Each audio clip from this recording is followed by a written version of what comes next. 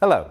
In this video, I would like to take you through setting up some of the most commonly used features on Defender, and also show you a few features that are a little less obvious, but no less useful for that. The first thing I would recommend is to download the Land Rover iGuide app. This contains not only a full searchable copy of the handbook, but also a reference guide to warning lights on the dashboard, a frequently asked questions section, and a visual tour around the inside and outside of the car with information on the controls, buttons and features. It's a great source of immediate information when a question pops into your head or you see a button and just wonder, well, what does that do? Another download is the Land Rover Remote app. Your car comes with a SIM pre-installed by the retailer, who should have spoken to you about the setup of your account that enables many of the intelligent features on the car. And don't forget, every new Land Rover comes with the offer of a free off-road experience, driving one of our cars with a qualified instructor. There is no better way to learn the full capabilities of your new car, and it's great fun too. Okay, let's start then with the smart key. Lock and unlock seem pretty obvious with a reassuring click and folding mirrors responding to each one. Pressing the lock button just once will lock the car, pressing twice will double lock. This means the car cannot be unlocked from the inside, so even if someone smashes a window, they still can't open the doors. Next, there is a button to unlock just the boot. All the other doors remain locked and alarmed, but the interior alarm is deactivated. Remember to lock the car again once the door is closed. Next, there's a handy button to trigger the lights. So if you're approaching the car in the dark or simply trying to find it in a dark car park, this will switch the lights on. By default, they will stay on for 30 seconds. This can be extended up to 4 minutes if you want, using the instrument panel inside the car. More on that later. Unlocking the car will also trigger the headlights, and they'll remain on for a short period after locking to provide light to see you to your door. The final button is a panic alarm. Press for 3 seconds or press 3 times in 3 seconds and the horn will sound and the hazard lights will flash.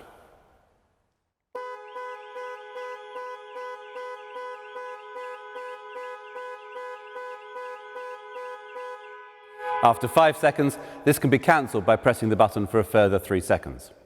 Holding the unlock button down will operate global opening, lowering all of the windows to allow air into the car before you enter on a hot day. Now similarly, if you get out and then realise you've left a window open, hold the lock button to activate global closing to raise all the windows and secure the car. These operations can be enabled or disabled using the instrument panel options. If your car is fitted with keyless entry, you don't even need to remove the key from your bag or pocket. So long as it's within a foot or so of the car, you can just press the button on the door handle and the doors will unlock. When you leave the car, press the button to secure the vehicle. Getting into the car then, the first thing you need to do is find a comfortable position. Seat controls can be found on the outside of the seat. Steering wheel adjustment is either electric, using a joystick on the right-hand side of the steering column, or manual. Pull the lever on the underside of the steering column down, adjust the reach and rake to suit, and then push the lever up to lock the steering wheel in place. Mirrors are adjusted using the controls on the driver's door. Select which mirror to adjust using the buttons, and then use the joystick to adjust the angles. Incidentally, pressing both buttons together will fold the mirrors in, useful if you're squeezing through a tight gap. Once everything is adjusted to your satisfaction, if you have memory settings, you can save these positions. Just press the M button, and then within 5 seconds one of the numbered memory settings, you'll hear a chime to confirm that it is saved.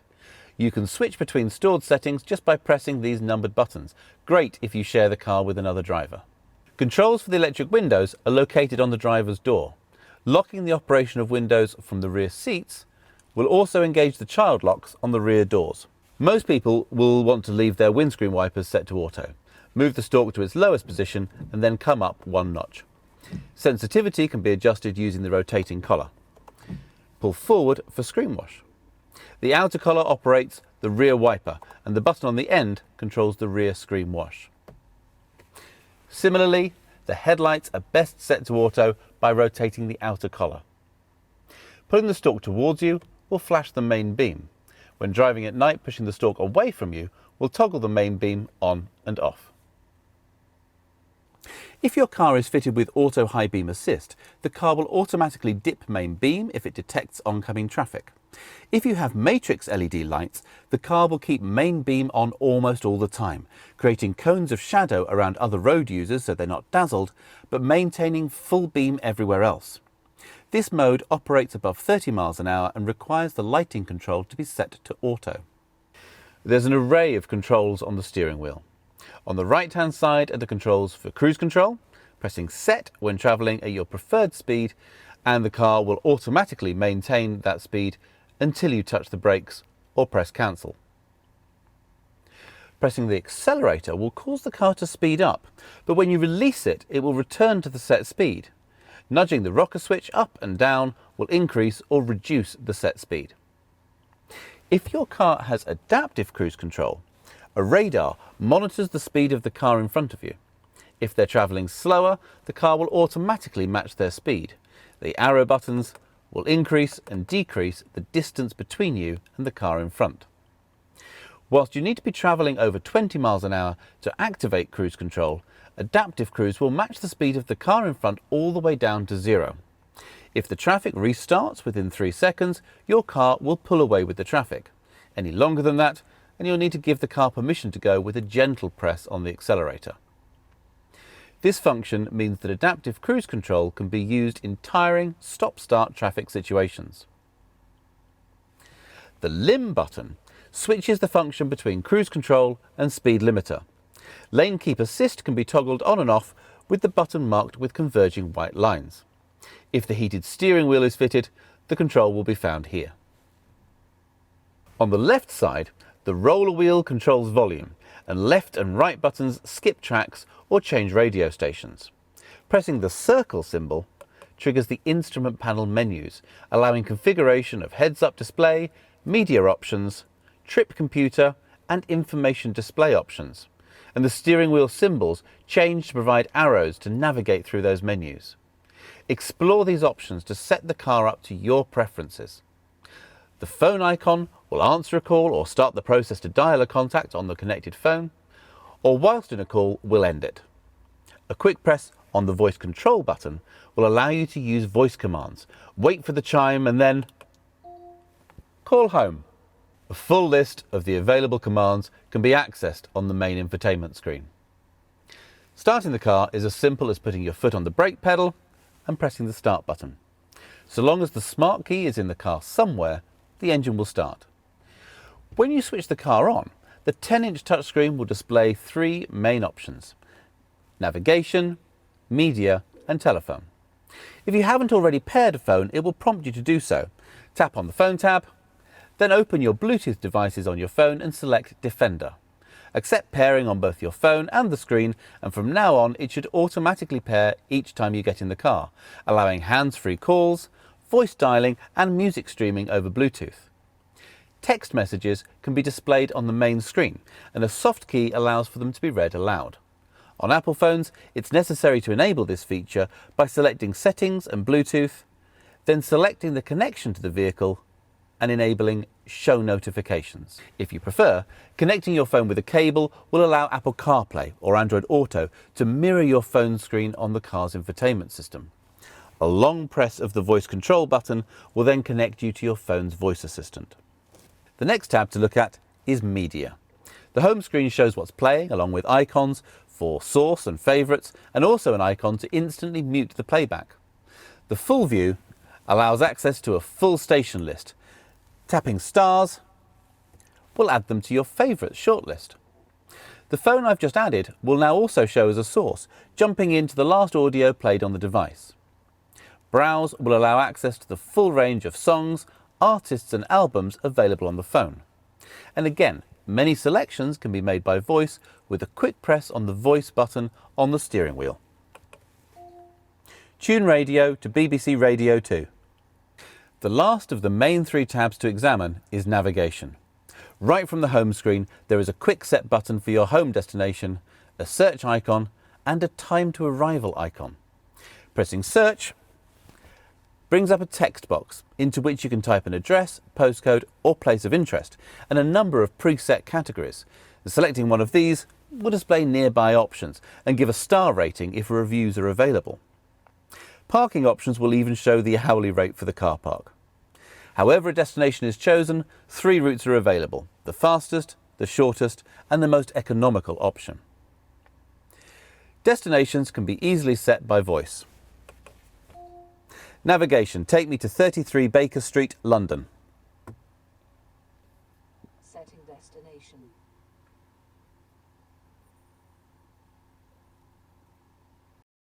As well as appearing on the main 10-inch screen, navigation instructions will also be shown on the cluster display in front of the driver. If the car is fitted with the interactive driver display, the screen can be reconfigured for a 1 or 2 dial display by pressing Menu and selecting Display Options.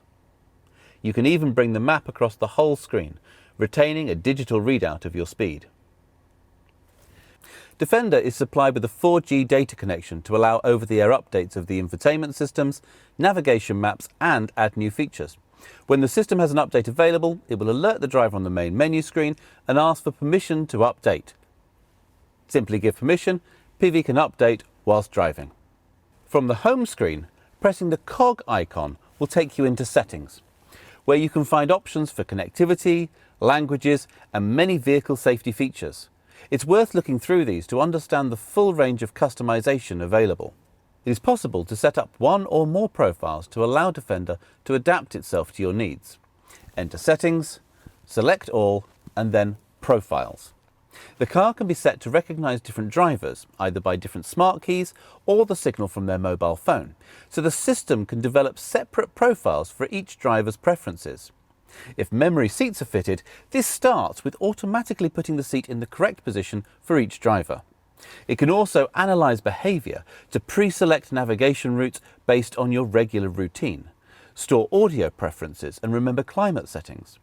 So the car might automatically put the heated seats on when it's below 6 degrees outside. Remember that you listen to a particular radio station on the way to work, but listen to a podcast on the way home. Know that on Thursday you come home via the gym and set the navigation accordingly.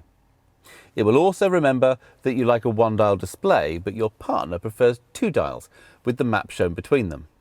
Obviously, this involves storing a level of personal data, so when setting the system up, you can choose what data is stored on each profile. If you don't want it to store location data or information on your phone calling habits, just deselect these options. Back to the home screen.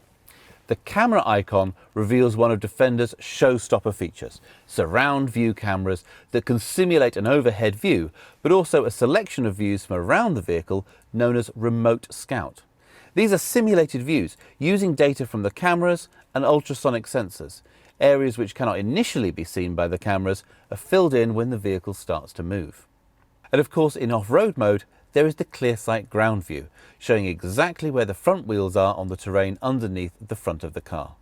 The final icon on the home screen is Tile View, which shows all the available apps on the system.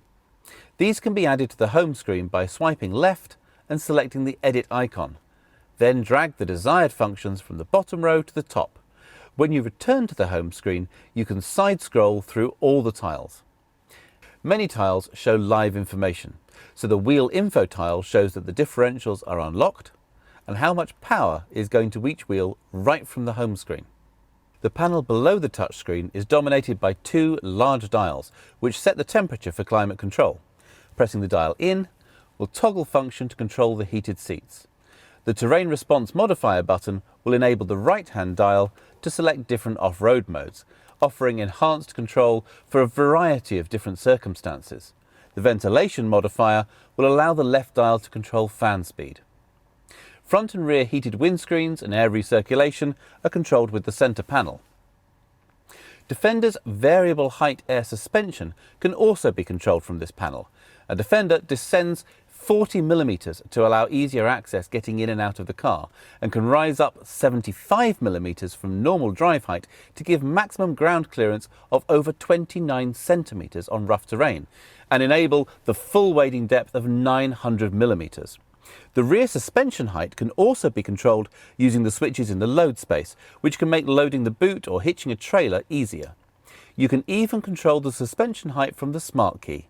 With the engine running and hazard lights activated, close the doors and press the headlights and tailgate unlock buttons simultaneously to lower the suspension, headlights and unlock to raise the suspension, and the headlights and lock to set the vehicle to normal height. More details about the operation of air suspension can be found in iGuide. Defender features a pistol grip gear selector. Press the brake, squeeze the trigger and pull towards you to engage drive, push away to engage reverse. Shifting towards you and then nudging to the left will enable sport mode. This will alter the operation of the automatic gearbox, holding onto gears longer to give punchier performance. You can manually shift up and down the auto gearbox using the paddles either side of the steering wheel. To return the car to automatic operation, hold the paddle towards you for 3 seconds. When you come to a stop, press the button on top to put it back in park. The electronic park brake will disengage automatically when you drive away and re-engage when you switch the engine off. A manual override control is located by the driver's knee. When driving, be aware the start-stop system is standard, so the engine will cut out when you come to a stop, instantly restarting in the time it takes for your foot to move from the brake to the accelerator when you pull away. This can be overridden with a control on the lower panel, but it delivers a surprisingly high fuel saving and helps reduce air pollution in cities and towns. All cars are fitted with exhaust filters. These need to refresh occasionally, and you may notice more visible exhaust emissions whilst this is happening. For a diesel, it tends to happen when the car's being driven at higher speeds and the exhaust gets hot. For a petrol, it happens more frequently when you lift off the throttle and more oxygen passes through the system. Occasionally, the car may display a message saying drive to clear. This is most common on diesels which have been used for predominantly short, low-speed journeys, in which case they need a blast down the dual carriageway. For petrols, it happens when they've been used under load, like towing. Find occasions to lift off the throttle and slow using engine braking to clear the filter. The remote app provides monitoring of many systems. When you first run the app, there is a quick start guide to aid setup. And then it provides control over remote locking and unlocking of the car, tells you how much fuel is in the tank, reports the last park location of the car so you can always find your way back to it, and it can export a full journey log in the form of an Excel spreadsheet. So if you're tracking business mileage, well, this is easy to keep track of. It also provides remote activation of the climate system, cooling the interior in summer before you get in, or warming and de-icing the car in winter whilst keeping the car fully secure. Now, this video has really only touched on the essentials. Please make use of the iGuide app or videos on our YouTube channel to find out more, or contact your retailer with any questions. Thank you for your time and enjoy your time with the Defender.